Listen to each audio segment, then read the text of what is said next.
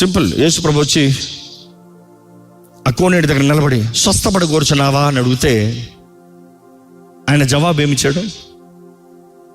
నాకెవరు లేరని చెప్తున్నాడు. నాకెవరు లేరు సార్, నేను వెళ్తా ఉన్న ప్రతిసారి ఎవడో ఒకడు దూకేస్తున్నాడు, నాకెవరు లేరు. యేసు ప్రభు అడిగేది ఒకటే ఈరోజు, నువ్వు స్వస్థపడ కూర్చున్నావా?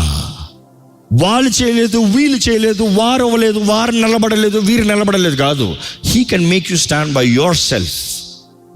రేపు ఎవడో నిన్ను గొప్ప చేశాడని చెప్పాల్సిన అవసరం లేదు. నా దేవుడు నన్ను గొప్ప చేశాడన్న సాక్ష్యం ధైర్యంగా చెప్తావు. అర్థమవుతుందా అండి? ఎందుకంటే God deserves all the glory. He will never let any man steal his glory.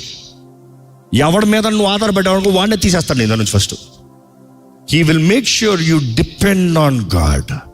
He will heal your mind, sound mind. అదే గ్రీక్లో చూసినప్పుడు ఆల్ నోయింగ్ మైండ్ అని వస్తుంది ఇంగ్లీష్ ట్రాన్స్లేషన్. అన్నీ తెలిసిన మనసు అంట.